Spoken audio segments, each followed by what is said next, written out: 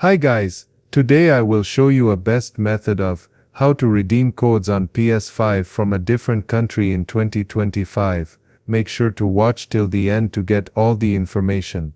Let's explore. Step 1. Create a new PSN account. First you'll need to create a new PlayStation Network account. Make sure to use a different email address than your primary account. Step 2. Select the correct region. During the account creation process, it's crucial to choose the country that is associated with the voucher code you want to redeem. Step 3. Redeem the code. Once you've created your new account and logged in, go to the PlayStation Store. From there, find the option to redeem a code and enter your voucher code. Step 4. Download the content. After the code is successfully redeemed, you can download the game or content from this new account. Step 5. Play on your main account.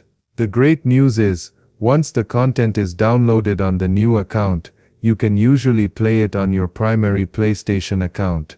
That's all there is to it.